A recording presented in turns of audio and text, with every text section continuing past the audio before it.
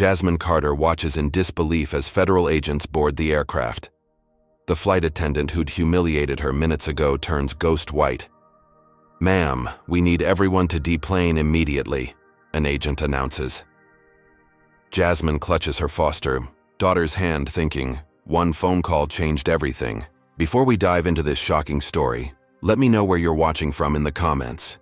If you've ever witnessed discrimination or stood up against injustice, hit that like button and subscribe to hear more powerful stories of resilience. Now let's rewind to see how a routine flight turned into a pivotal moment that would change airline policies forever. The morning had started with such promise. Jasmine Carter, a 34-year-old marketing executive from Atlanta, checked her watch as she gently zipped up 8-year-old Zoe's purple unicorn backpack. This would be their first flight together, since Zoe had come into her care 3 months ago, and Jasmine couldn't deny the flutter of nerves in her stomach. "All set, sweetheart?" Jasmine asked, tucking a strand of Zoe's blonde hair behind her ear. The little girl nodded, clutching her stuffed elephant tighter. The contrast between them was visible. Jasmine with her deep brown skin and natural curls, Zoe with her fair complexion and straight blonde hair reflecting her biracial white and Asian heritage. It was a difference Jasmine had grown accustomed to, but one that still drew curious glances from strangers. "Remember what we talked about? We're going to Chicago to meet Grandma Evelyn, and she can't wait to meet you," Jasmine said, keeping her voice steady and warm. The trip had been carefully planned for months, a chance for Zoe to meet the woman who had been Jasmine's rock during her own difficult childhood years. Fostering hadn't been a spontaneous decision for Jasmine. Growing up in the system herself, bouncing between 6 different homes before turning 18, she understood the difference a stable, loving caregiver could make. When her career at Pinnacle Marketing had finally stabilized and her 3-bedroom townhouse was fully paid for, Jasmine knew it was time to give back. The certification process had been rigorous: home inspections, background checks, 36 hours of training classes. Jasmine had approached it with the same determination she applied to landing major clients. When the call came about Zoe, a child who had experienced severe neglect and witnessed domestic violence, Jasmine didn't hesitate. The caseworker had warned her that transracial placements came with unique challenges, but Jasmine felt prepared. What she hadn't prepared for was the paperwork required for travel. The dining room table had disappeared under a mountain of documents: her foster parent certification, temporary custody order, letter from the agency authorizing out-of-state travel, Zoe's birth certificate, medical authorization forms, and insurance cards. Jasmine had made 3 copies of everything, neatly organized in color-coded folders. "Is my elephant allowed on the plane?" Zoe asked, her voice small as they loaded suitcases into the trunk of Jasmine's silver Honda Accord. "Absolutely. Ellie has her own special ticket," Jasmine replied with a wink, relieved to see Zoe's tight shoulders relax slightly.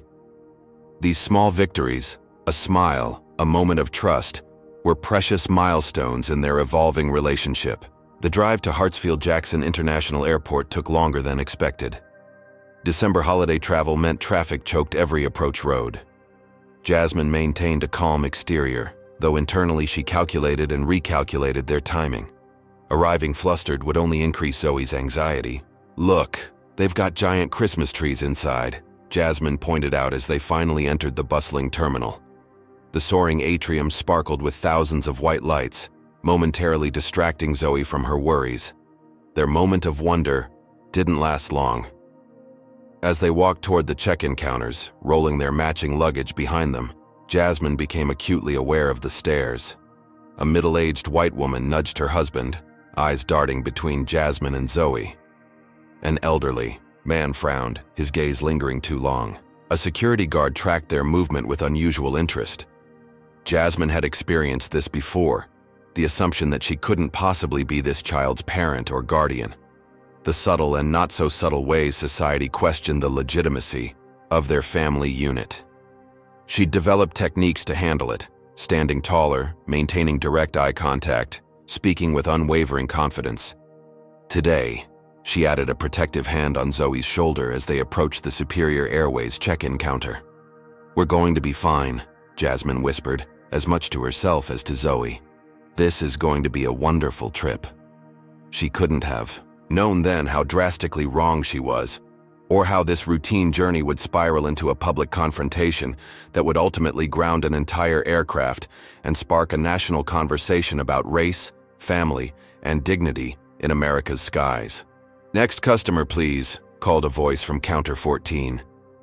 Jasmine guided Zoe forward, presenting their ID documents and confirmation number with a practiced smile. "Good morning. We're checking in for flight SA-238 to Chicago," Jasmine said, maintaining steady eye contact with the agent whose nameplate read Bradley Thompson. Bradley, a thin white man with close-cropped hair and a Superior Airways pin gleaming on his Navy uniform, glanced between Jasmine and Zoe before slowly taking the documents. His fingers seemed to move with deliberate sluggishness over his keyboard. "And your relationship to the minor?" he asked. His tone clipped as his eyes remained fixed on the computer screen. "I'm her foster mother," Jasmine replied evenly, already reaching for the folder containing their documentation. "I have all our paperwork right here." Bradley's eyebrows lifted slightly. "We'll need to see proof of guardianship, authorization for travel, and the minor's birth certificate." Jasmine nodded, having anticipated this request. She extracted the neatly organized documents and placed them on the counter. "Here's my foster parent certification, the temporary custody order, travel authorization from the agency, Zoe's birth certificate, and medical forms." Bradley examined each paper with exaggerated thoroughness, occasionally glancing up to study their faces. Jasmine felt Zoe shifting uncomfortably beside her, small fingers tightening around her stuffed elephant.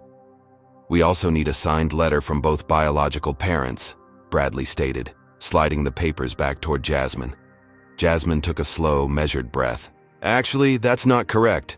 For foster children, the authorization comes from the Child Welfare Agency, which I've provided. Parental rights are currently under review by the court." Bradley's mouth tightened. "It's company policy."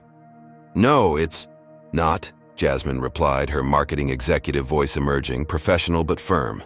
"I confirmed Superior Airways policy for foster families last week with your customer service department. The documentation I've provided exceeds requirements." Bradley stared at her for a long moment before picking up his phone. "Let me speak with my supervisor." As they waited, Jasmine felt a tug on her sleeve. She leaned down to Zoe's level.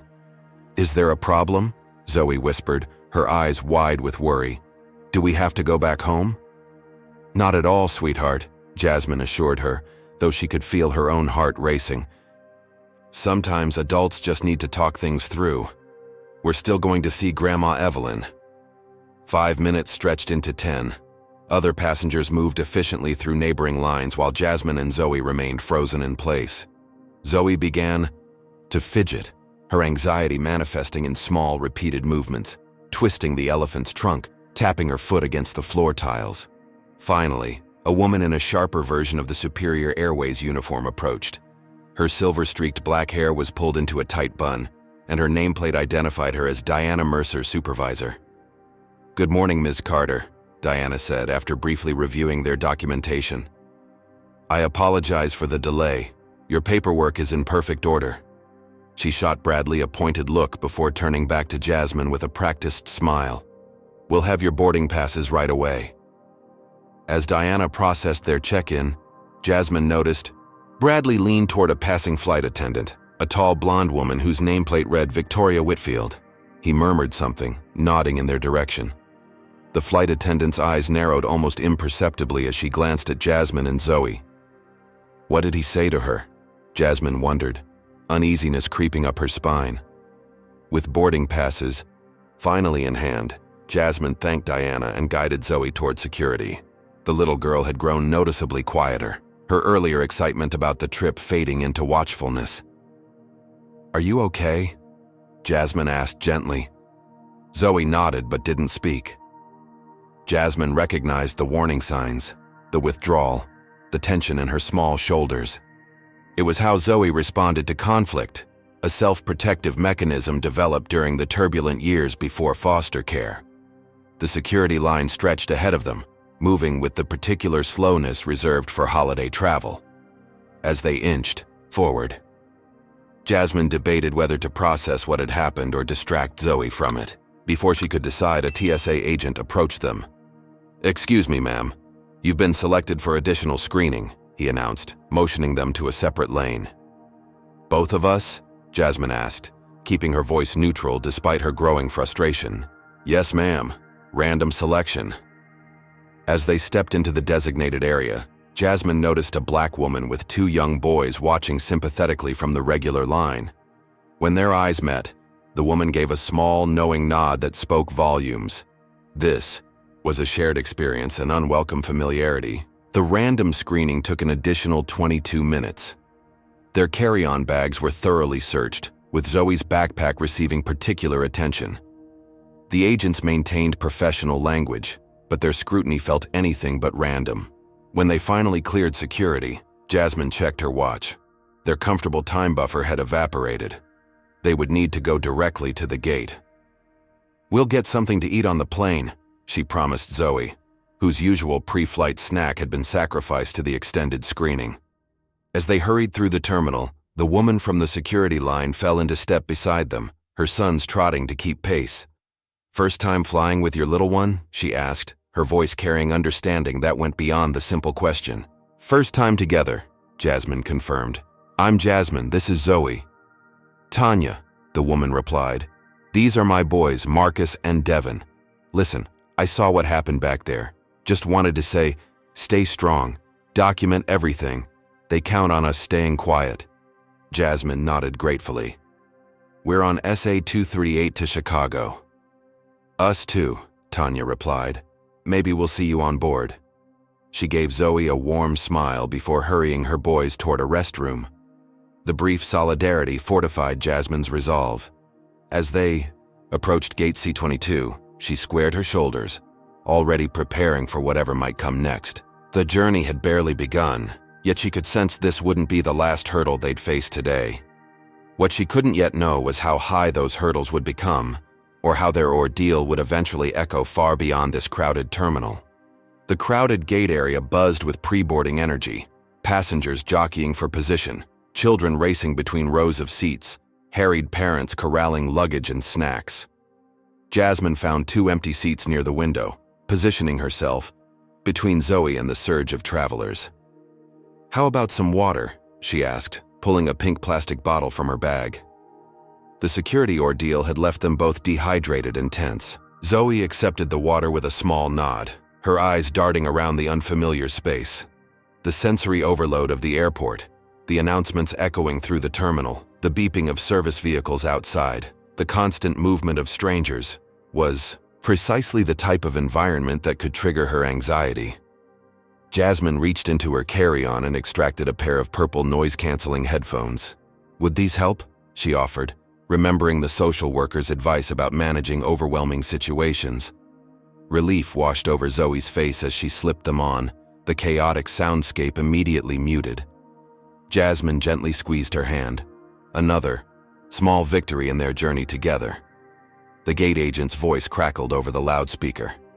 "Superior Airways Flight 238 to Chicago O'Hare will begin boarding shortly.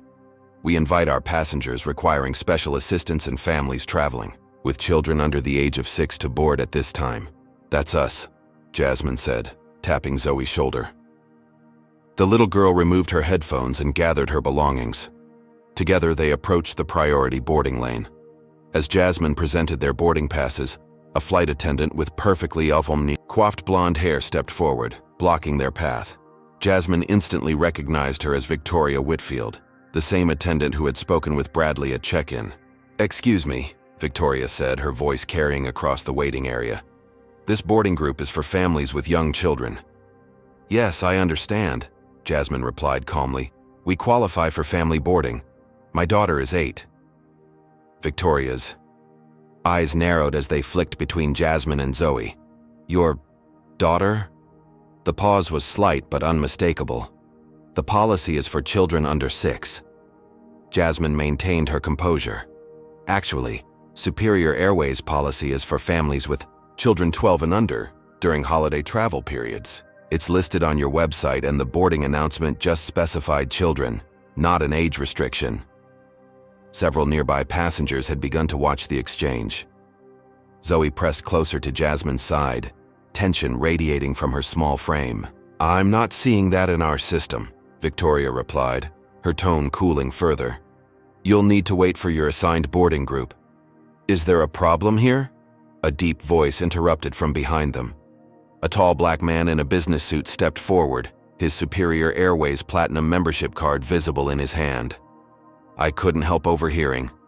Not at all, sir, Victoria responded, her demeanor instantly warming. Just ensuring our boarding procedures are followed correctly. Well, I fly this route weekly, the man said. And the family boarding policy definitely includes children up to 12 during peak travel periods. He extended his hand to Jasmine. Michael Winters, corporate attorney. Jasmine Carter, she replied, gratitude washing over her. And this is Zoe. Michael turned toward Victoria, his professional smile never wavering. Perhaps you could double-check that policy. I'd hate for us to delay boarding over a misunderstanding. Victoria's expression tightened, but she stepped aside. I'll verify the policy with my supervisor. Meanwhile, you may proceed, Ms. Carter. As Jasmine guided Zoe toward the jet bridge, she whispered a thank you to Michael, who nodded and stepped back into the regular boarding line. Who was that man? Zoe asked quietly, as they walked down the narrow corridor. Someone kind, Jasmine answered simply. There are always good people around when you need them. The relief of clearing the boarding hurdle evaporated as they stepped onto the aircraft. Jasmine felt the weight of dozens of eyes tracking their progress down the aisle. Victoria had taken position at the front of the cabin, scrutinizing boarding passes with exaggerated attention. When Jasmine and Zoe approached, her verification took noticeably longer than it had for previous passengers. Seats 14D and 14E, Victoria finally said, her professional smile never reaching her eyes. Jasmine nodded and continued down the aisle, acutely aware of the whispers following them. A middle-aged white couple in row 10 openly stared, the woman leaning to whisper something to her husband. 2 rows later, a businessman frowned and checked his seat assignment card twice, as if hoping he wouldn't be seated near them. Is something wrong with us? Zoe whispered, her voice barely audible. The question pierced Jasmine's heart. Absolutely nothing, she replied firmly. Sometimes people are just curious or tired from traveling. It has nothing to do with you. But Jasmine knew better. The scrutiny, the whispers, the subtle and not so subtle questioning of their relationship. It was all painfully familiar as a black foster parent to a biracial child. She'd encountered it at parks, grocery stores, and doctors' offices. The assumption that they couldn't possibly belong together. When they reached row 14, an elderly white woman with silver hair was already seated by the window. She looked up with a warm smile that instantly distinguished her from most of the faces they'd encountered so far. Hello there, she greeted them, her southern accent gentle. Looks like we're neighbors for this flight. I'm Ruth Miller. Jasmine Carter, and this is Zoe, Jasmine replied, helping Zoe into the middle seat before taking the aisle position herself. First flight? Ruth asked Zoe kindly. Zoe shook her head. Third, but first with my foster mom. The words came out in a rush, as if she felt compelled to explain their relationship before questions arose. Well, isn't that lovely, Ruth said without missing a beat. My sister was a foster parent for 30 years. Such important work. She rummaged in her purse and extracted a small packet of colored pencils and a travel-sized sketchbook. I always carry these for my grandkids. Would you like to use them during the flight? Zoe's eyes widened as she looked to Jasmine for permission. That's very kind of you, Jasmine said, nodding her approval to Zoe. As the little girl accepted the gift, Jasmine felt some of the tension in her shoulders dissipate. Perhaps this flight wouldn't be as challenging as the boarding process had suggested. Have you ever stepped in to help someone facing discrimination? Comment number 1 if you believe more people should speak up like Michael did in this story. Hit that like button if you've ever witnessed someone being treated unfairly because of assumptions about what a real family looks like. And subscribe to hear more stories about everyday heroes standing up against injustice. What do you think will happen next? Will Victoria back down after being challenged? Or is this just the beginning of Jasmine and Zoe's ordeal? Let's continue. their story and find out how a routine flight became the catalyst for nationwide change. The boarding process continued around them, the narrow aisle filling with passengers struggling with overhead compartments and stepping on toes. Jasmine kept her attention divided between Zoe, who had begun carefully coloring in Ruth's sketchbook, and the ongoing activity at the front of the aircraft, where Victoria continued her exaggerated inspection of boarding passes. "Ladies and gentlemen, we're experiencing a slight delay with our final preparations," the captain's voice announced over the intercom. "We should be ready for pushback in approximately 15 minutes. Flight attendants, please prepare the cabin for departure." Jasmine watched as Victoria and two other flight attendants began moving through the cabin. A male attendant with a nameplate reading Derek Ramirez approached their row with a genuine smile. "Seatbelts fastened?" he asked, checking each of their restraints with professional efficiency. When he reached Zoe, he gave an approving nod to her artwork. "That's quite the masterpiece. First time flying?" "First time with my foster mom," Zoe replied, the explanation again coming quickly, automatically. Derek didn't react to the clarification beyond a warm smile. "Well, if you need anything during the flight, just press this button here." He demonstrated the call button above their seats. "Thank you," Jasmine said, appreciating his straightforward kindness. As Derek moved on, Jasmine noticed Victoria watching their interaction from several rows ahead, her expression unreadable. When their eyes met, Victoria quickly turned away, leaning to whisper something to another flight attendant. The plane filled to capacity, holiday travelers packed tightly into every available seat. The air grew warmer, stuffier, adding to the undercurrent of tension Jasmine could feel building. When the safety demonstration began, Victoria positioned herself directly across from their row, her gaze repeatedly drifting toward them during her rehearsed movements. "Is she mad at us?" Zoe whispered, noticing the flight attendant's attention. "No, sweetheart. She's just doing her job," Jasmine replied, though she didn't believe her own words. Something about Victoria's demeanor suggested this was personal, that the confrontation at boarding had only been the opening act. The aircraft finally pushed back from the gate, the engines rumbling to life beneath them. Zoe clutched her elephant, tighter, her small body tensing at the unfamiliar sensations. Jasmine placed a reassuring hand over hers. "Remember how we talked about takeoff? It's like a really fast car ride, and then we'll be up in the clouds," she explained softly. Ruth leaned over with a conspiratorial whisper. "I still get nervous during takeoff myself, and I've been flying for 60 years. It helps to suck on. A candy." She offered a peppermint from her purse.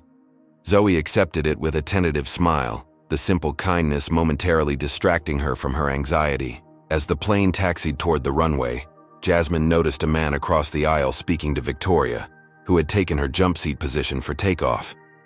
The man gestured subtly in their direction, and Victoria nodded, her expression solemn. Moments later, a flight attendant approached the man with a tablet. After a brief exchange, the man gathered his belongings and moved to a seat several rows ahead. The realization hit Jasmine like a physical blow. The passenger had requested to be moved away from them. It wasn't the first time she'd experienced such a reaction, but it stung nonetheless, especially knowing Zoe might have noticed. The aircraft paused at the runway threshold, engines idling. The captain's voice crackled over the intercom again. "Folks, we're number 4 for takeoff. We're showing some weather moving into the Chicago area, so we're working on getting updated arrival information. Should be just another few minutes." The collective groan from passengers reflected the frustration of further delay. Babies began crying in the back of the aircraft, and the temperature in the cabin seemed to rise another few degrees. Zoe shifted uncomfortably in her seat, the combination of anxiety, heat, and confinement beginning to overwhelm her. "Water?" Jasmine asked, noticing Zoe's flushed cheeks. She pressed the call button, hoping to request a drink before takeoff. Victoria appeared at the end of their row, her professional mask firmly in place. "We're preparing for takeoff. The button is for emergencies only at this time." "My daughter needs some water," Jasmine explained. "She's feeling anxious." Victoria's gaze flicked between them, that slight pause before "daughter" appearing again in her expression. "We can't serve beverages until we reach cruising altitude. Company policy." She reached up and switched off the call button before walking away. "I have a small water bottle in my bag," Ruth offered quietly. "They can't object to that." Jasmine thanked her, helping Zoe take small sips from Ruth's bottle. As the liquid touched her lips, Zoe's breathing began to quicken. Short, shallow breaths that Jasmine instantly recognized as the beginning of a panic attack. "Zoe, look at me," she said firmly, turning in her seat to create a bubble of privacy around them. "Remember our breathing exercise.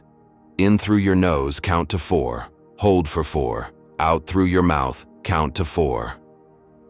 Zoe tried to follow along, but her breaths came faster, her pupils dilating with fear. This wasn't just normal flight anxiety. It was a trauma response, triggered by the accumulating stress of the day's events and the confined space of the aircraft. "She's hyperventilating," Ruth observed with concern. Jasmine nodded, continuing to coach Zoe through the breathing techniques their therapist had taught them. "You're safe. I'm right here. No one can hurt you."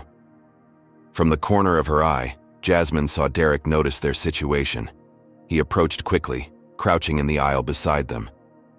"Everything okay here?" he asked quietly. "She's having a panic attack," Jasmine explained. "She has a history of trauma. It helps if she can have something cold to hold and some space to breathe." Without hesitation, Derek produced an ice pack from a first aid kit and discreetly passed it to Jasmine. "Press it against the back of her neck," he suggested. "I'll see if we can get you both moved to the emergency exit row where there's more space, once we're at cruising altitude." His kindness was a stark contrast to Victoria's rigid enforcement of policy. Jasmine thanked him, applying the ice pack as suggested. The cold sensation created a new focal point for Zoe, helping to interrupt the panic cycle. "What's going on here?" Victoria's voice cut through their moment of progress. She stood at the end of their row, arms crossed, expression stern. "The child is having a panic attack," Derek explained professionally. "I've provided an ice pack to help manage the symptoms." Victoria's eyes narrowed. "We're about to take off. Everyone needs to be properly seated with seatbelts fastened. If the minor is experiencing a medical emergency, we may need to return to the gate." "It's not a medical emergency," Jasmine stated firmly. "She's working through anxiety, which is under control." "It doesn't appear under control to me," Victoria replied, her voice carrying to nearby rows. "And you're raising your voice isn't helping the situation." Jasmine hadn't raised her voice, but she recognized the tactic, painting her as aggressive, unreasonable, creating a narrative for the audience of passengers now openly watching the exchange. "Ms. Whitfield," Derek interjected quietly, "I believe the situation is resolving. Perhaps we should continue our pre-takeoff checks." Victoria hesitated, clearly torn between asserting her authority and causing a further scene. Finally, she nodded curtly and moved toward the front of the aircraft, but not before announcing loudly to the cabin, "Ladies and gentlemen, we apologize for the disturbance. We'll be taking off momentarily." The subtle framing of Jasmine and Zoe as the disturbance wasn't lost on the passengers around them. Whispers circulated. Glances thrown their way ranged from sympathetic to suspicious. "Don't you pay her any mind," Ruth whispered, patting Zoe's hand. "Some people just weren't raised right." Zoe's breathing had begun to stabilize, the ice pack, and Jasmine's steady coaching slowly bringing her back from the edge of panic. But Jasmine could feel the cabin atmosphere had shifted. Lines were being drawn. Passengers were taking sides in a conflict that shouldn't have existed. As the plane finally accelerated down the runway, lifting into the gray December sky, Jasmine couldn't shake the feeling that this flight had transformed into something far more complicated than a simple journey to Chicago. What should have been a celebratory first trip together had become a battleground, and they were still hours from their destination. The seatbelt sign pinged off 30 minutes into the flight, the aircraft having reached its cruising altitude of 36,000 feet. The cabin atmosphere had settled into the familiar rhythm of air travel, the low hum of conversation, occasional bursts of laughter, the rustle of snack packages being opened. Zoe had fallen into an exhausted sleep after her panic attack, her head resting against Jasmine's shoulder. The colored pencils and sketchbook lay forgotten on the tray table. Jasmine hadn't moved, despite her arm growing numb, unwilling to disturb the child's hard-won peace. "She's a strong little thing," Ruth observed quietly from the window seat. "Reminds me of my granddaughter, resilient on the outside, tender within." Jasmine nodded, grateful for the woman's continued kindness. "We're working on building trust. Days like today don't help. Some people are determined to make the world harder than it needs to be," Ruth replied, shaking her head slightly. The beverage service had begun at the front of the aircraft. Derek worked efficiently through the first-class cabin, while Victoria and another female attendant managed the economy section. Jasmine watched their progress, noting how Victoria's customer service smile appeared and disappeared depending on who she was serving. When the beverage cart finally reached their row, it was Victoria who stood beside it, not Derek. "Something to drink?" she asked, her tone professionally detached. "Apple juice for my daughter, please," Jasmine requested. "And coffee for myself, black." Victoria poured the apple juice without comment, but as she handed it to Jasmine, her eyes lingered on the sleeping Zoe. "She seems to have recovered from her episode." The emphasis on the word made it sound like an accusation, as if Zoe's panic attack had been either fabricated or a sign of something more sinister. "Children are resilient," Jasmine replied evenly, accepting the coffee cup Victoria now extended. "Thank you." Victoria didn't move on to the next row. Instead, she leaned slightly closer, lowering her voice. "Ma'am, several passengers have expressed concerns about your interaction with the minor." Jasmine felt her body tense, immediately alert to the threat underlying Victoria's words. "Concerns? About what exactly?" "The discrepancy in your appearance, her distress, your forceful manner. It raises questions about the nature of your relationship." The implication hung in the air between them, so outrageous that for a moment Jasmine couldn't form a response. Passengers in nearby rows had fallen, silent, straining to overhear the exchange. "I'm her foster mother," Jasmine finally stated, keeping her voice calm despite the anger bubbling beneath the surface. "As I've explained several times today, I have all the necessary documentation which was verified at check-in." Victoria's expression remained impassive. "Nevertheless, I'll need to see that documentation again." "That's not standard protocol," Jasmine countered. "Once identification is verified at the gate, flight attendants don't typically request additional documentation mid-flight.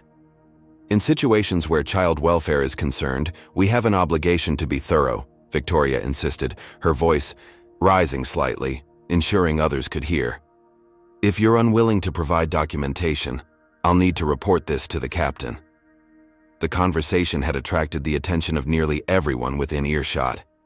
Zoe stirred against Jasmine's shoulder, disturbed by the tension in her foster mother's body and the escalating voices. "What's happening?"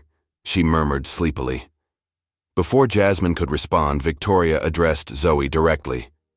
"Honey, I just need to make sure you're okay. Do you know this woman?" The question, asked as if Jasmine were a stranger, a potential threat, sent a wave of shocked murmurs through the surrounding rows. Zoe's eyes widened, darting between Victoria and Jasmine in confusion. "She's my foster mom," Zoe answered, her voice small but clear. "And do you feel safe with her?" Victoria pressed. The question hung in the air, its inappropriateness stunning Jasmine into momentary silence. Around them, several passengers had begun recording the interaction on their phones, the modern instinct to document conflict overtaking any concern for privacy. "This is completely unprofessional," Jasmine stated, finding her voice. "You're questioning a child about her placement in front of an audience of strangers. That violates every protocol of child welfare services." "I'm following airline security protocols," Victoria countered. "Given the circumstances." "What circumstances?" Jasmine interrupted, her patience finally breaking. "The circumstance that I'm black and my foster daughter isn't? Is that the discrepancy you're concerned about?" The direct naming of the Racial element sent another ripple through the cabin. Some passengers looked away uncomfortably, others leaned forward, more invested in the unfolding drama. "Race has nothing to do with this," Victoria responded, though her flicker of discomfort suggested otherwise.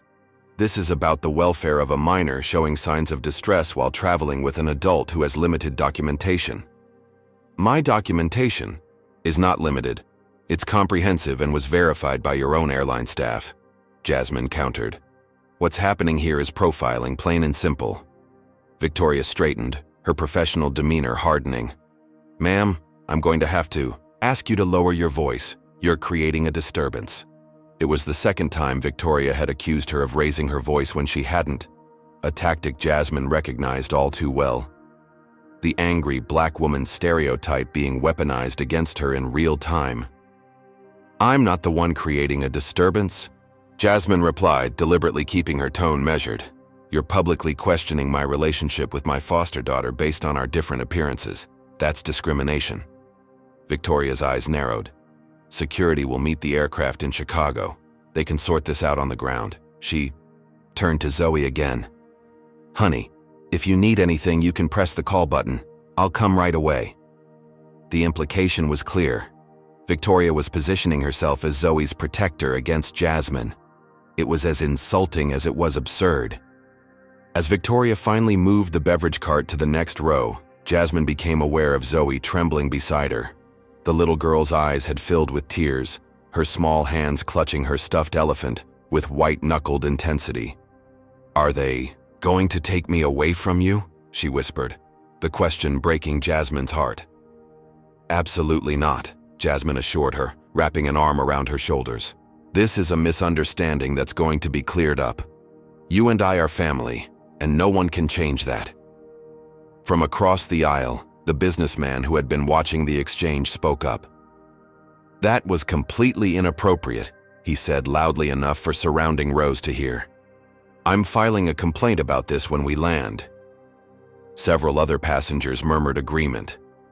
The public confrontation had backfired on Victoria, creating sympathy for Jasmine and Zoe rather than suspicion. But the damage to Zoe's sense of security had already been done. Her wide, frightened eyes darted around the cabin as if expecting authorities to appear at any moment. "Flight attendants, please report to the galley," the captain's voice suddenly announced over the intercom. Derek, who had been working the first-class cabin, caught Jasmine's eye as he passed their row. His expression conveyed both apology and concern before he disappeared behind the curtain where Victoria had already retreated. "I've been flying Superior Airways for 30 years, Ruth said firmly from the window seat. "Never seen anything like this. Don't you worry, I'll be speaking to the captain myself when we land. I've got the CEO's email from when they lost my luggage last spring." Jasmine thanked her, but her mind was already racing ahead. This situation had escalated beyond what could be resolved with customer service complaints or apologies. Victoria had publicly questioned her legitimacy as a parent, suggested she might be trafficking Zoe, and promised security intervention upon landing. The implications were serious and potentially dangerous. She needed to act now, before they landed in Chicago. She needed allies more powerful than sympathetic passengers. Most importantly, she needed to protect Zoe from further trauma. "I need to use the restroom," Jasmine said quietly to Ruth. "Would you mind?" "I'll keep an eye on her," Ruth assured her, understanding immediately. "Take your time." Jasmine squeezed Zoe's hand. "I'll be right back, sweetheart. Ms. Ruth is going to sit with you for just a few minutes."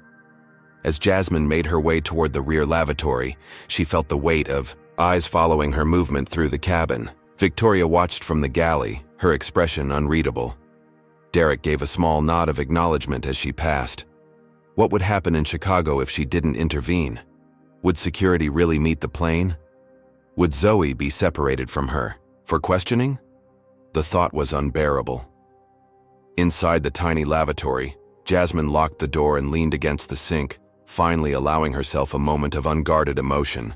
Her hands trembled slightly as she reached for her phone in airplane mode. She couldn't make calls, but she could activate the one tool that might change the trajectory of this nightmare. She switched to her phone's recording app and pressed record. My name is Jasmine Carter, she began quietly. I'm on Superior Airways Flight 238 from Atlanta to Chicago on December 18th. I need to document what's happening before this situation escalates further. She spoke for 3 minutes, detailing the events from check-in through Victoria's public interrogation. When she finished recording, she took a deep breath and made a decision. There was one more thing she needed to do, one call that could change everything.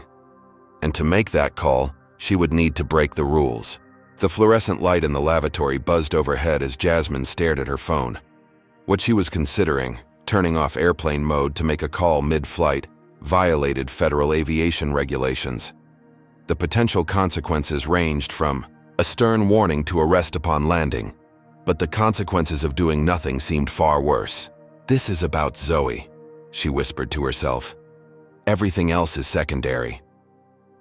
With resolute fingers, she disabled airplane mode. The phone immediately searched for a signal, unlikely at 36,000 feet. But modern aircraft Wi-Fi systems sometimes created enough connectivity for text messages to squeeze through. It was a slim chance, but one she had to take.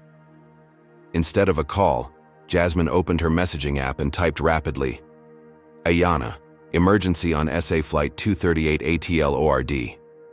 Flight attendant publicly accused me of trafficking Zoe, threatened security at landing, racial profiling, need help now, wheels down Chicago 2:45 p.m. She pressed send and watched the progress circle spin, praying the message would find its way through the digital ether. After 30 agonizing seconds, the confirmation appeared, delivered. Ayana Washington wasn't just Jasmine's former foster sister. She was a civil rights attorney with the National Legal Defense Coalition, specializing in cases of racial discrimination.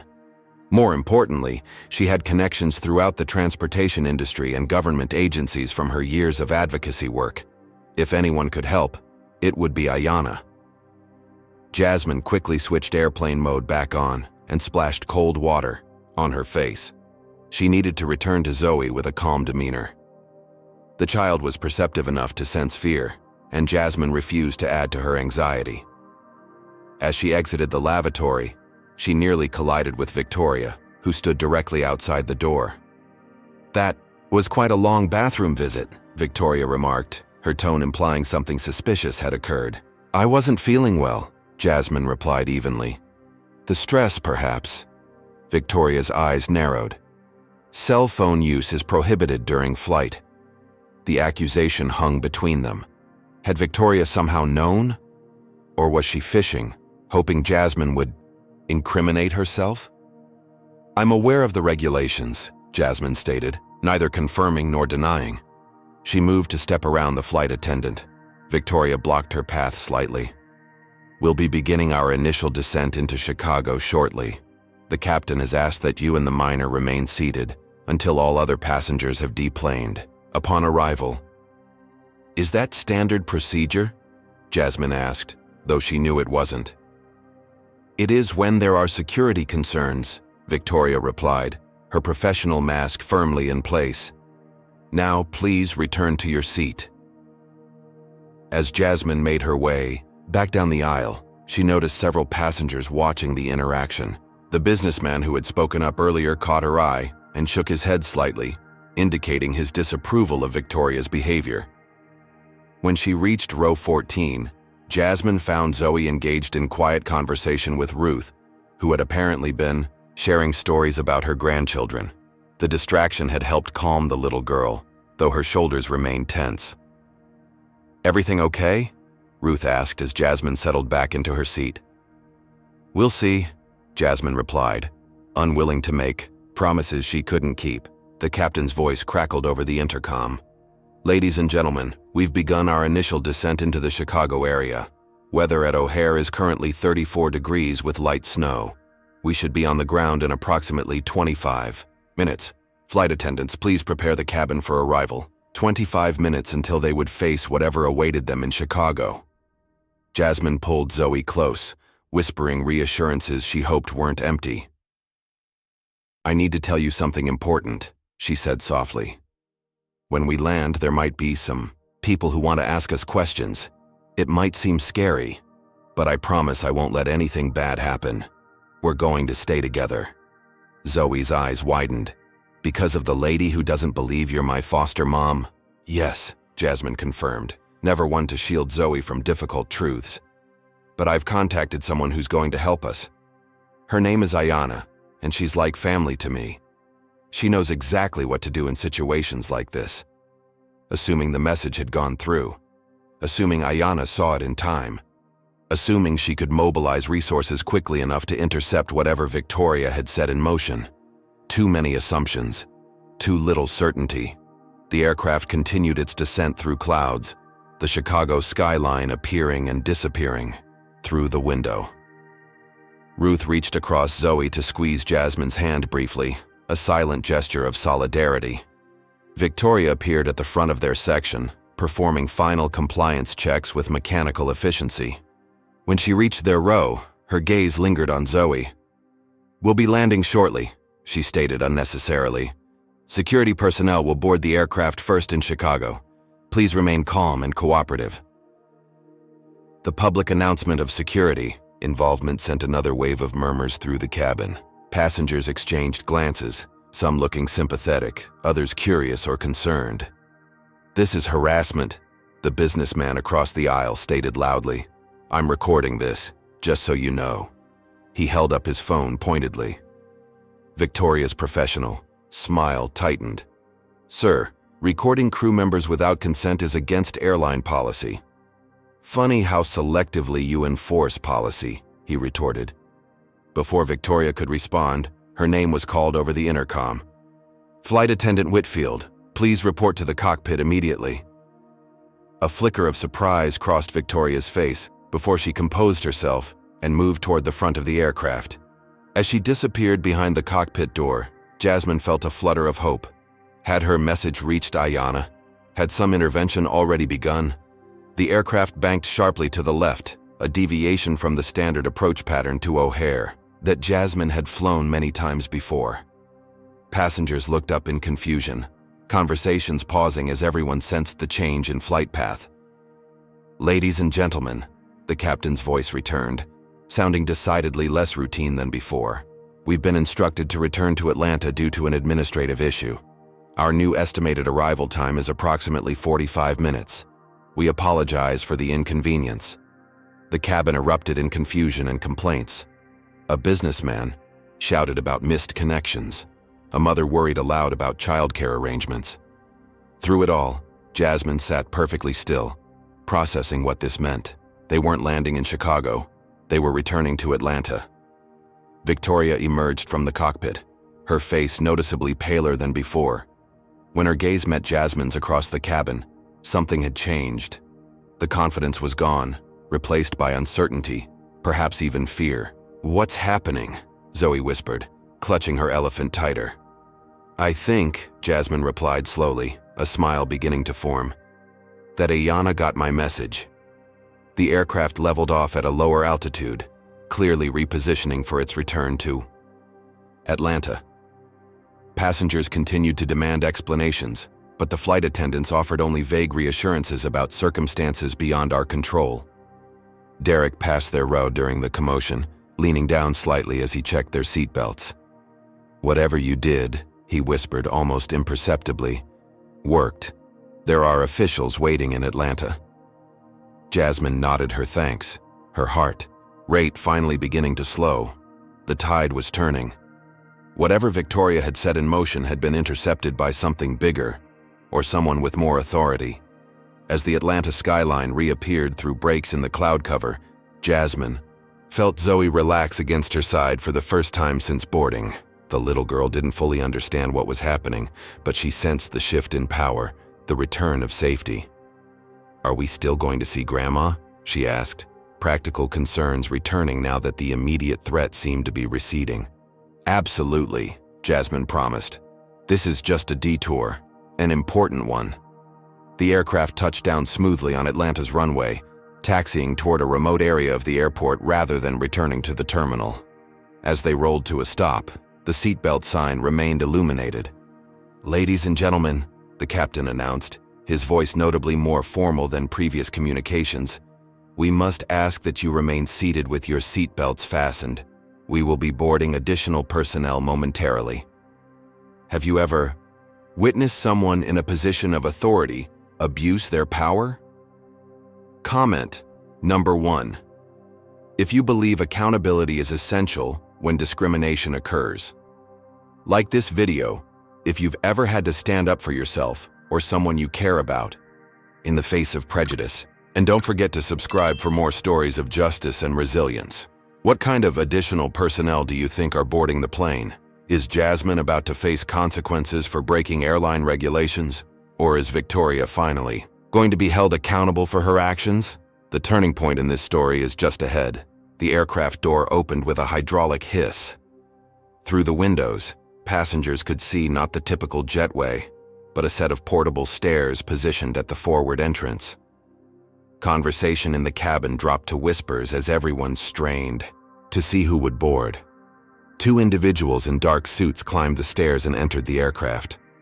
Their government IDs glinted under the cabin lights as they introduced themselves to the lead flight attendant. Though they weren't in uniform, their authoritative presence immediately commanded the cabin's attention. "Ladies and gentlemen," one of the agents announced, her voice carrying clearly through the silent aircraft. "I'm Special Agent Diane Rodriguez with the Department of Transportation's Civil Rights Division. This is my colleague, Agent Marcus Taylor. We need to speak with the captain and senior flight attendant Victoria Whitfield immediately. All other passengers will be deplaning shortly for your convenience while we conduct our investigation." Victoria stood frozen near the galley, her complexion ashen. The transformation from her earlier confidence to current dismay was stark and visible to everyone watching. "Investigation?"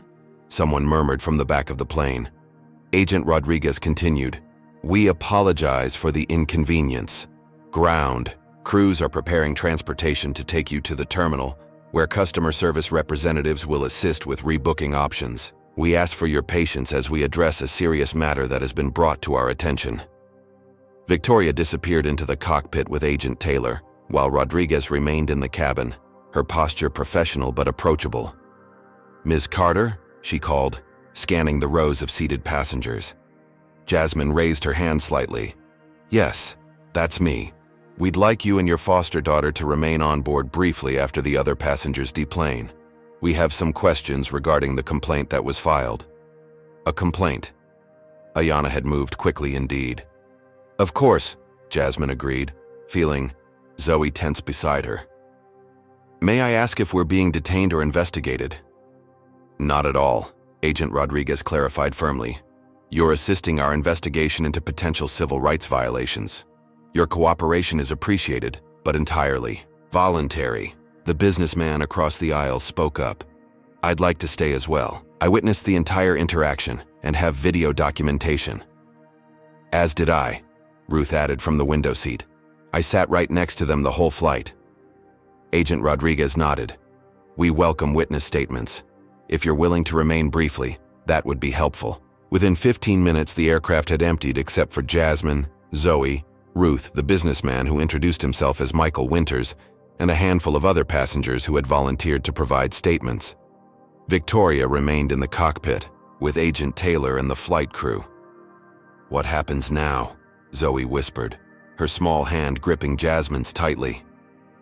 "Now we tell our story," Jasmine replied gently. "These people are here to make sure what happened to us doesn't happen to other families." Agent Rodriguez approached their row, crouching in the aisle to bring herself to Zoe's eye level, a technique Jasmine recognized from skilled child welfare workers. "Hi there," she said warmly.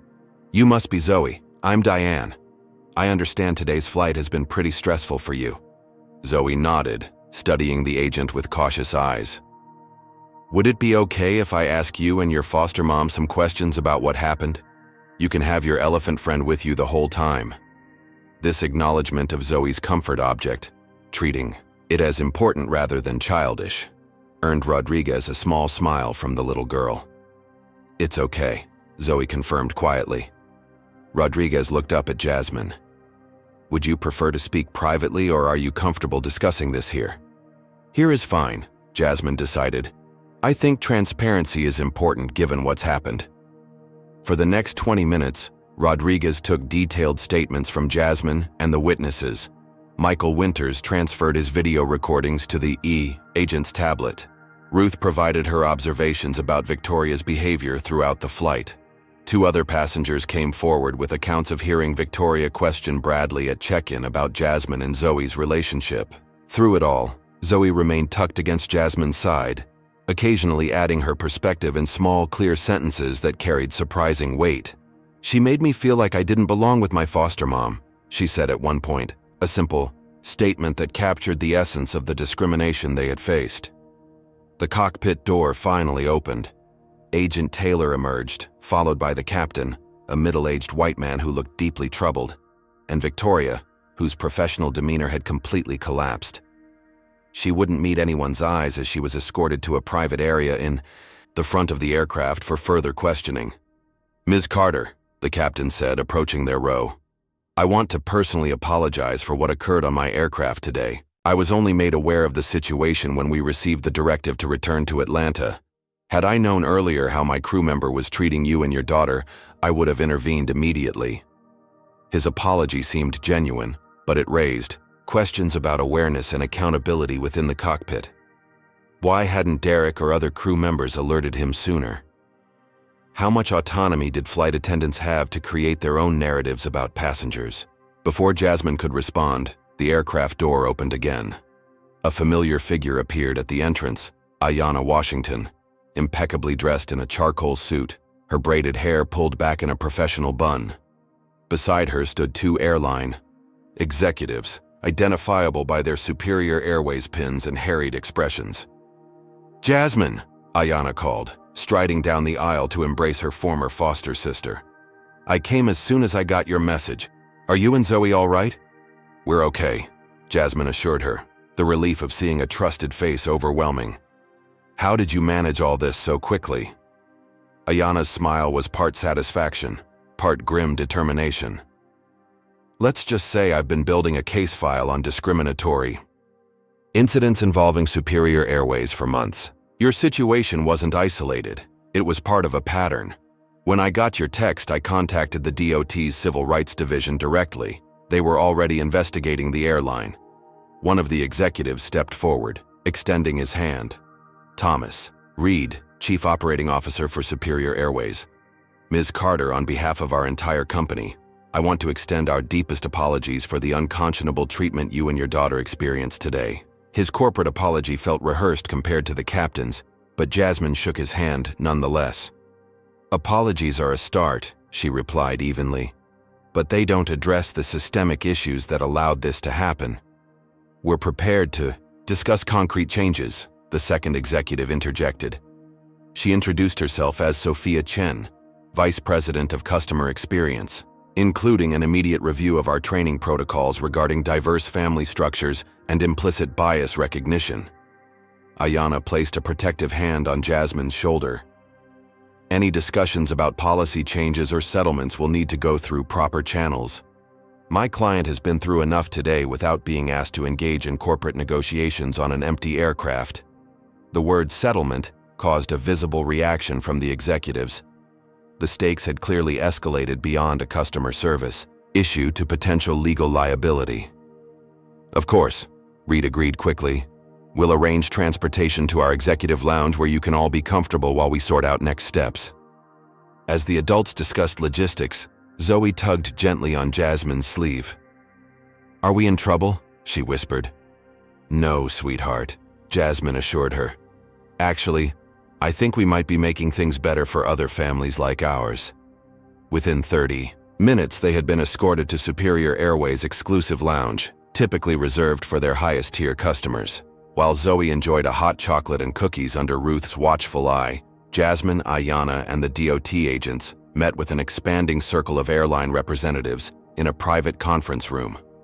Victoria had been removed from duty pending a full investigation. The airline was scrambling to contain what was quickly becoming a PR crisis as passengers from the flight shared their experiences on social media. Videos of Victoria's confrontation with Jasmine were already circulating online, accompanied by hashtags like "Flying While Black" and "Why Foster Families Matter." The most important thing right now, Jasmine insisted during the discussions, is ensuring Zoe and I can continue our trip to Chicago with dignity and support. My mother is expecting us, and Zoe has been looking forward to this visit for weeks. We'll have you on our next flight in first class, Reed promised. With our most experienced and professional crew. Ayanna raised an eyebrow. And what assurances do we have that other crew members don't share Victoria's biases? It was a question that cut to the heart of the matter, one that the executive struggled to answer convincingly. Individual apologies and free upgrades couldn't address institutional problems. Real change would require deeper commitment. As the discussions continued, Jasmine excused herself to check on Zoe. She found the little girl sitting with Michael and Ruth, looking remarkably relaxed given the day's events. We've been talking about Chicago, Ruth explained. I was telling Zoe about the ice skating rink at Millennium Park. And I showed her pictures of the bean sculpture on my phone, Michael added. Turns out we're both architecture fans. Zoe looked up with the first genuine smile Jasmine had seen all day. Michael says buildings tell stories if you know how to listen, like people. The simple observation carried profound truth. Structures, whether buildings or institutions, reflected the values and biases of those who created them. The question was whether Superior Airways was willing to examine its foundation and rebuild where necessary. As evening fell over Atlanta, the airport lights created a gentle glow through the lounge windows. Their ordeal had stretched across an entire day, yet somehow, Jasmine felt stronger than when they'd first arrived at the airport that morning. They had faced discrimination and emerged not just intact, but empowered. Looking at Zoe chatting comfortably with their newfound allies, Jasmine realized something important had shifted. Today's painful experience had shown Zoe that injustice could be confronted, that speaking up mattered, and most importantly, that Jasmine would fight fiercely to protect their family bond. That knowledge might be worth more than any settlement or policy change that would eventually emerge from this chaotic day. As if sensing her thoughts, Zoe looked up and met Jasmine's gaze across the room. The trust reflected there was unmistakable, a bridge between them that Victoria's discrimination had failed to damage and perhaps had even strengthened. They would make it to Chicago tomorrow. They would visit Grandma Evelyn. Life would continue, its forward momentum. But something fundamental had been transformed by their experience 36,000 feet above the earth. Something about courage, advocacy, and the unbreakable bonds of chosen family. Dawn broke over Atlanta as passengers from dozens of early flights filled the terminal, most unaware of the previous day's events that had sent ripples through Superior Airways' corporate structure.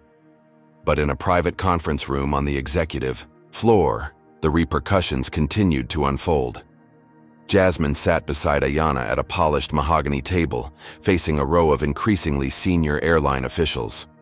Overnight, what had begun as a customer service incident had escalated into a potential landmark discrimination case that had captured national attention. The videos have reached 4 million views across platforms, reported Melissa Dawkins, Superior Airways Chief Communications Officer, her expression grim as she swiped through analytics on her tablet. Major news networks are requesting statements. The hashtag, #grounded for justice is trending nationally. Thomas Reed, the COO who had offered initial apologies the previous day, looked haggard after a sleepless night of crisis management. Ms. Carter, we want to resolve this situation fairly and expeditiously. We're prepared to offer substantial compensation and a formal public apology.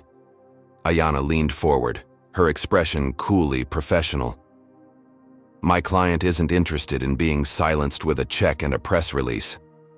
What happened yesterday reflects systemic issues within your airline, issues that affect countless families who don't have the resources or connections to fight back. Jasmine nodded in agreement. After ensuring Zoe was comfortably settled in the lounge's childcare facility under Ruth's watchful eye, she had spent hours discussing strategy with Ayanna. This wasn't just about their experience anymore. It had become something larger. We've compiled 26 similar incidents reported by passengers over the past 18 months, Ayanna continued, sliding a folder across the table. Disproportionately involving travelers of color, particularly those in family units that didn't match certain employees' expectations of what constitutes a real family. This suggests a pattern, not an isolated incident. The executives exchanged uncomfortable glances. A silver-haired man at the end of the table, who had been introduced as Gerald Winters, chairman of the board, cleared his throat. "We acknowledge there may be room for improvement in our training protocols," he began cautiously, "but to suggest a systemic pattern of discrimination—" "With respect, sir," Jasmine interrupted, her marketing executive voice steady and clear. "When a flight attendant can publicly question a child's safety based solely on the fact that her skin color doesn't match her guardian's, then confidently announce security will meet them upon landing, that indicates more than a training gap. It suggests a culture where such behavior is considered acceptable, even encouraged." The room fell silent. For all their corporate power, none of the executives could deny the evidence captured on video and witnessed by a plane full of passengers. A gentle knock at the door interrupted the standoff. Sophia Chen, the VP of Customer Experience, stepped in and whispered urgently to Reed. His expression shifted from frustrated to resigned. "Ladies and gentlemen," Reed announced to the room, "I've just been informed that Superior Airways CEO, Robert Blackwell, is en route from New York. He's requested that all further discussions wait until his arrival in approximately 1 hour." The CEO's personal intervention signaled the gravity with which the corporation now viewed the situation. As the meeting temporarily adjourned, Jasmine stepped into the hallway to call her mother in Chicago, explaining the delay and assuring her that despite everything, they were still coming. "I saw it on the morning news," Evelyn Carter told her daughter, her voice carrying decades of understanding about navigating a world that questioned Black parenthood. "You did right by that child, standing your ground. How's she holding up?"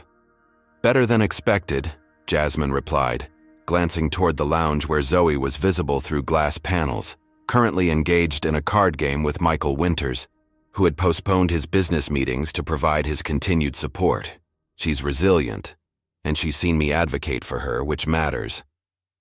"Brings back memories," Evelyn said softly.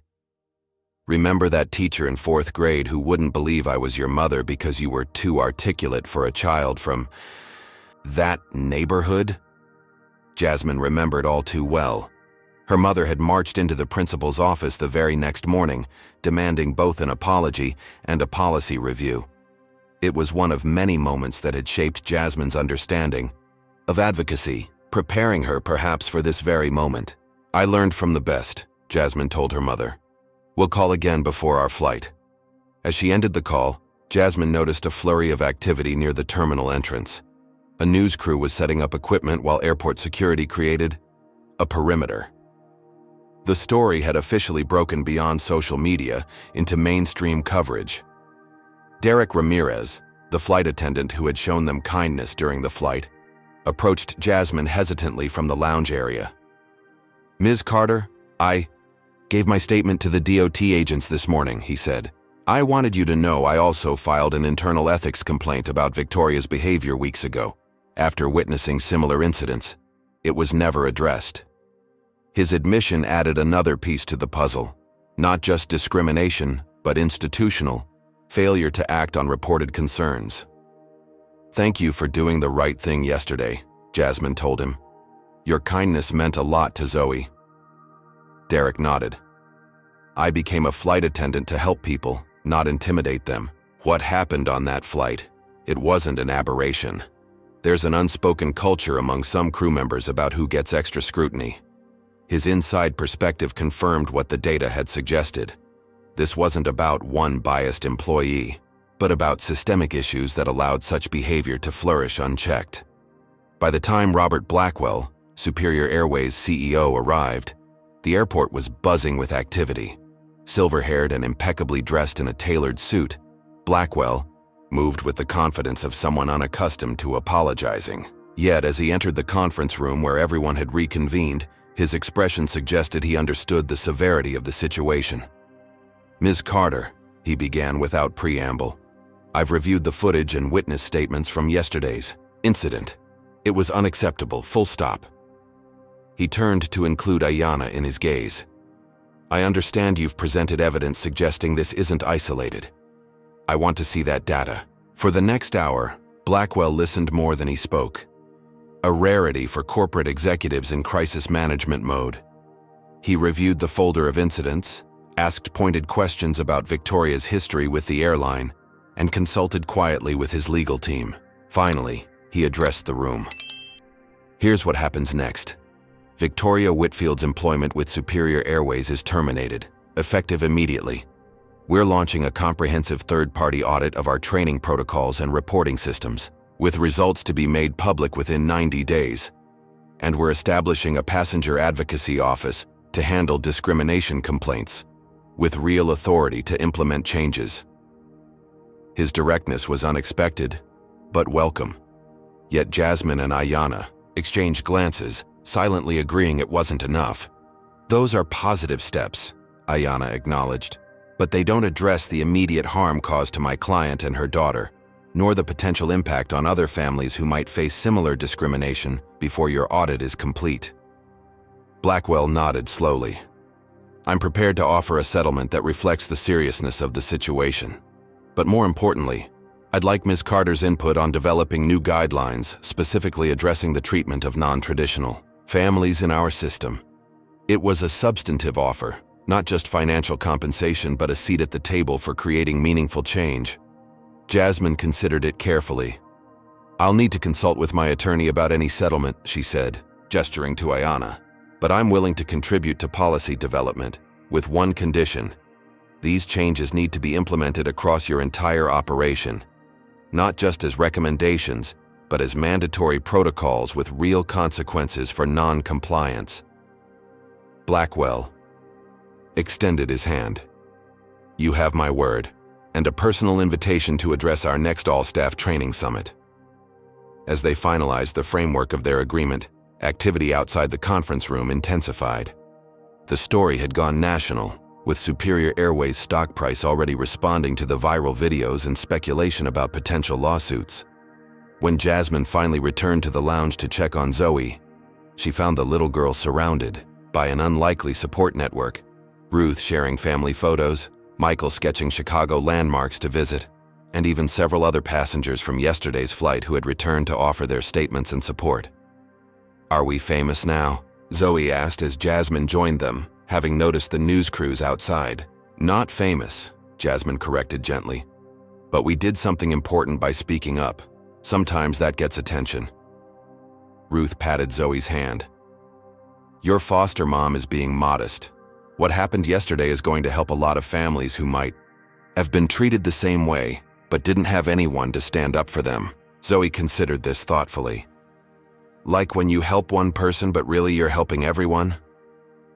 Exactly like that, Jasmine confirmed, impressed by the child's perception. By mid-afternoon, Superior Airways had issued a formal public apology, announced Victoria's termination, and outlined initial steps toward policy revision.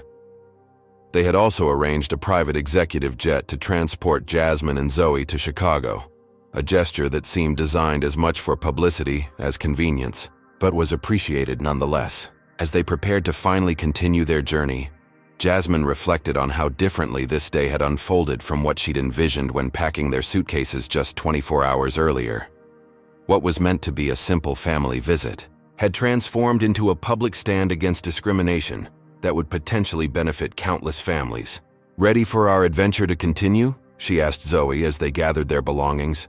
The little girl nodded, clutching her now famous stuffed elephant. Can Ruth and Michael come visit us in Chicago? I think that could be arranged, Jasmine replied, touched by how these strangers had become allies and then friends through shared adversity. As they walked toward the private terminal, Jasmine's phone buzzed with notifications, news alerts, social media mentions, messages of support flooding in from across the country. Their story had struck a chord, highlighting experiences that too many families had endured in silence. One message in particular caught her attention, from a foster parent support group she'd joined months earlier. You spoke for all of us today. Thank you for your courage. It was a reminder that advocacy rarely benefited only the individual, that speaking truth to power created ripples extending far beyond the initial confrontation. Yesterday's humiliation had transformed into today's reckoning, and tomorrow, perhaps, meaningful change. The private jet waited on the tarmac, a tangible symbol of how quickly corporate priorities could shift when accountability entered the equation. But for Jasmine, the most significant outcome wasn't the VIP treatment or pending settlement. It was the knowledge that Zoe had witnessed her foster mother fight for their family's dignity and win. That lesson in advocacy would outlast any policy, change, or corporate apology. It would become part of the foundation they were building together, one day at a time. 3 months had passed since that fateful flight. Winter had yielded to spring, bringing cherry blossoms to the National Mall where Jasmine now stood, adjusting her blazer before entering the Rayburn House office building. Zoe waited beside her, dressed in a purple dress she had selected specially for this important day. "Remember what we practiced?" Jasmine asked gently. Zoe nodded, her blonde hair bobbing in the morning sunlight. "I only have to answer questions if I want to, and you'll be right there the whole time." "That's right," Jasmine confirmed, taking the child's hand as they climbed the marble steps. "Your voice matters today, but only share what feels comfortable." Inside, the hallways bustled with congressional staffers and lobbyists navigating the maze of American governance. A legislative aide met them at security, escorting them to a hearing room where the House Transportation Committee had convened a special session on discrimination in air travel. The room already hummed with activity. Journalists setting up cameras, committee members reviewing documents, witnesses organizing their testimony. Jasmine spotted Ayanna near the front, conferring with congressional staff about the order of presentations. "Jasmine!" a familiar voice called from across the room.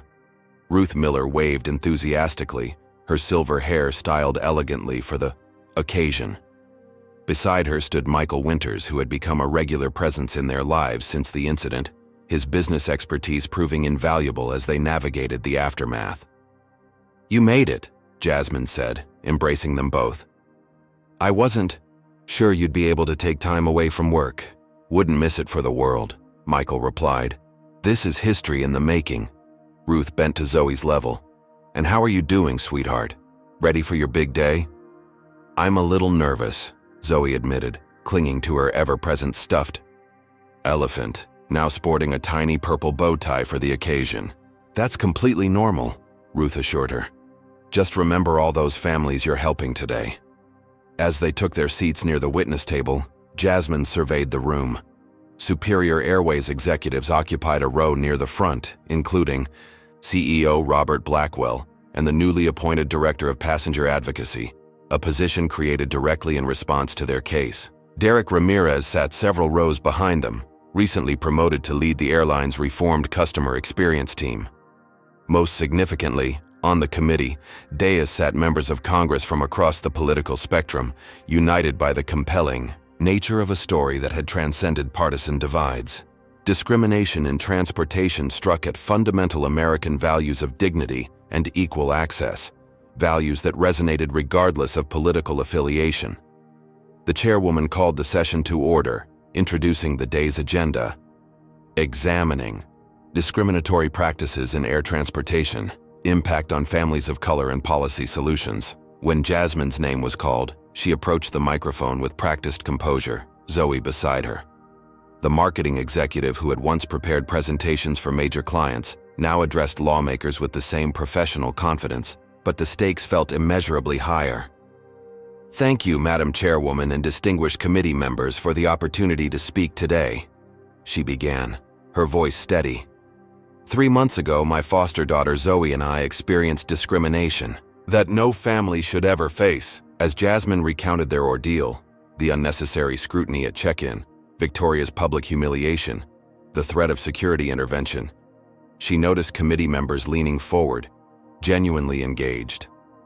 The human element of their story cut through the political theater that often dominated such hearings. "What happened to us that day wasn't unique," Jasmine continued.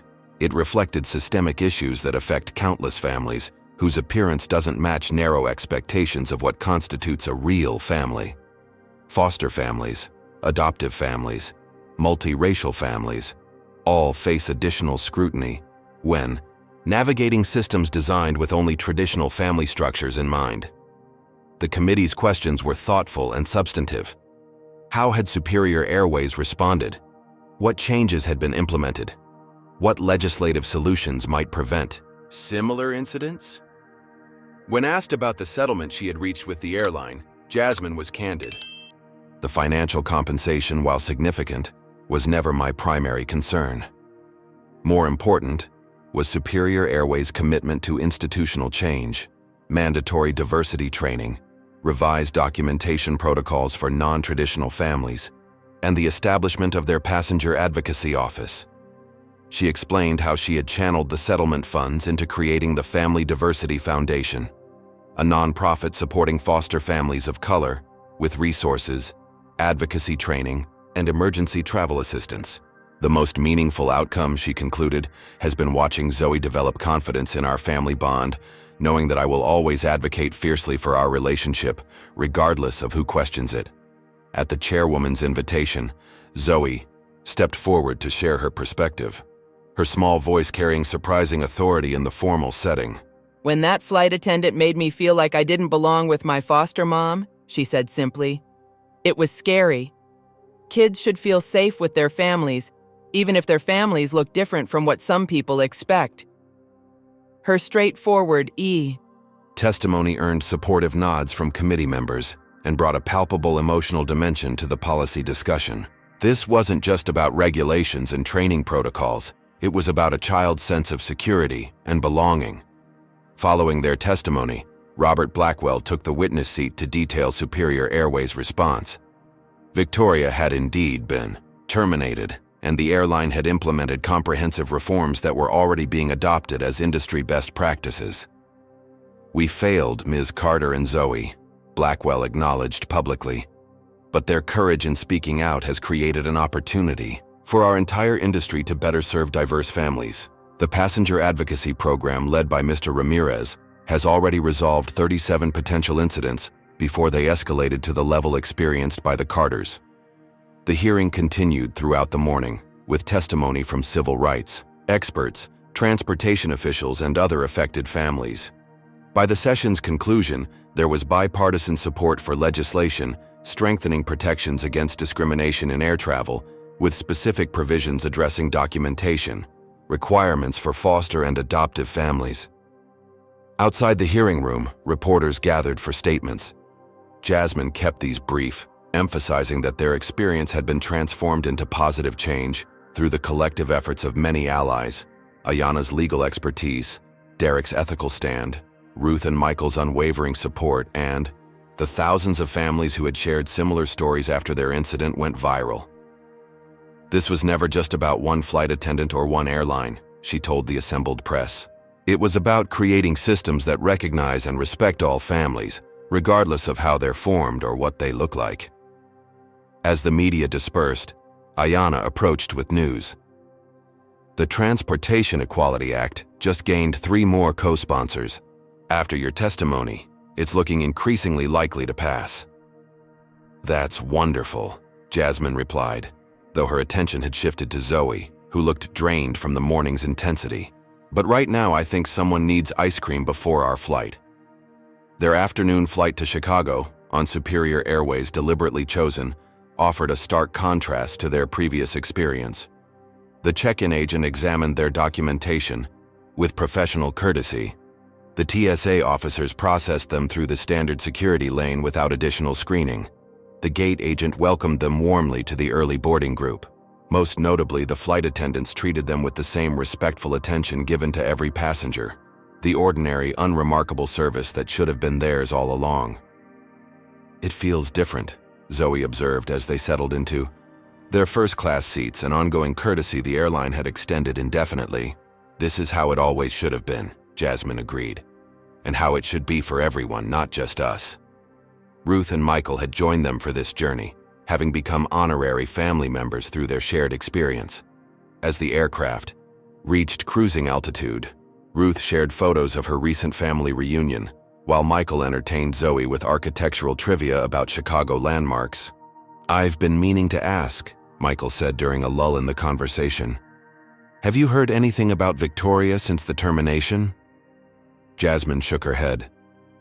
"Nothing directly, Ayana mentioned she's filed a wrongful termination lawsuit against the airline, claiming she was following established protocols. But the evidence against her is substantial. The important thing, Ruth added, is that those protocols have changed.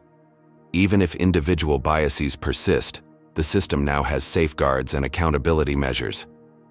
As their flight approached O'Hare, Jasmine reflected on the journey that had brought them to this moment. Not just the physical distance traveled, but the institutional changes their ordeal had sparked. The airline industry had implemented new guidelines for accommodating diverse family structures.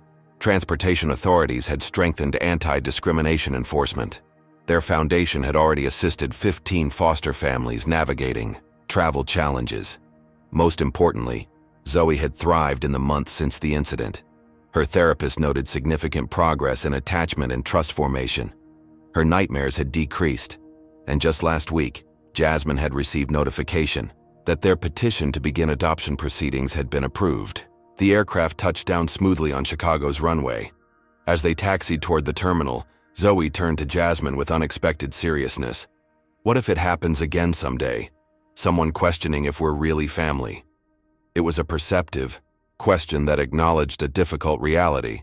Policy changes couldn't eliminate every instance of discrimination they might face. Then we'll handle it together, Jasmine answered honestly. We'll stand our ground, seek help when needed, and remember that what matters most is what we know to be true about our family, not what others might assume. Zoe considered this, then nodded. Like we did on the plane. Exactly like that. As they prepared to deplane, Zoe reached for Jasmine's hand, a gesture that had become more frequent in recent months. I'm glad you're my mom, she said quietly, using the term for the first time without the foster qualifier. The simple statement caught Jasmine by surprise, emotion welling in her throat. I'm glad you're my daughter, she replied, the words feeling perfectly right. In the terminal, Evelyn Carter waited with open arms, having followed their congressional testimony online that morning. There's my brave girls, she called, embracing them both.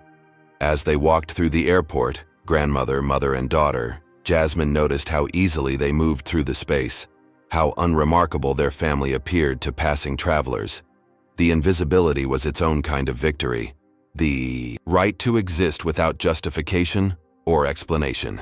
1 week later, Jasmine sat before her computer, recording the final segment of an educational video series for foster parents about navigating travel with children of different racial backgrounds. The project, funded through their foundation, would be distributed to foster care agencies nationwide. The most important lesson I learned through our experience, she told the camera, is that advocacy isn't just about fighting wrongs after they occur. It's about creating systems where those wrongs become increasingly unlikely. It's about building a world where children like Zoe don't have to prove they belong with their families, where that belonging is assumed and respected. She paused, considering how to conclude this final message to other parents who might face similar challenges. Your family's legitimacy isn't determined by matching appearances or conventional structures. It's created through love, commitment, and the daily choice to stand by each other when challenges arise. And when systems fail to recognize that legitimacy, remember that your advocacy doesn't just protect your own family, it creates pathways for all families whose journeys don't follow traditional maps. As she ended the recording, Jasmine heard Zoe calling from the living room, eager to show her the latest addition to the scrapbook they'd been creating, a newspaper clipping about the Transportation Equality Act passing its first committee vote. From a single confrontation at 36,000 feet had come transformation, personal, institutional, and perhaps eventually, cultural. The journey continued, both literally and figuratively, with challenges still to navigate and victories yet to celebrate. But they would travel that road together, their family bond strengthened by the very forces that had once sought to question it. Have you ever witnessed a moment when standing up against injustice created ripples of positive change? Has your family ever faced assumptions or prejudice because you didn't fit someone's narrow definition of what a real family looks like? Please share your experiences in the comments below. If this story resonated with you, please hit that like button to help others find it. Subscribe to hear more stories of courage, resilience, and systemic change. And most importantly, share this with anyone who might need to be reminded that families come in all configurations, and each deserves respect and dignity. Thank you for joining Jasmine and Zoe on their journey from discrimination to advocacy. Remember that one phone call, one moment of courage, can sometimes ground an entire system of injustice and open the skies for everyone. This story reminds us that discrimination often thrives in environments where it goes unchallenged. Jasmine's decision to make one crucial phone call transformed an act of racial profiling into a catalyst for systemic change. Her experience teaches us that advocacy isn't just about individual justice. It's about creating ripples that benefit countless others facing similar discrimination. The power dynamic shifted the moment Jasmine refused to accept Victoria's behavior as normal or acceptable. By documenting the incident, seeking allies, and leveraging resources, she transformed from victim to changemaker.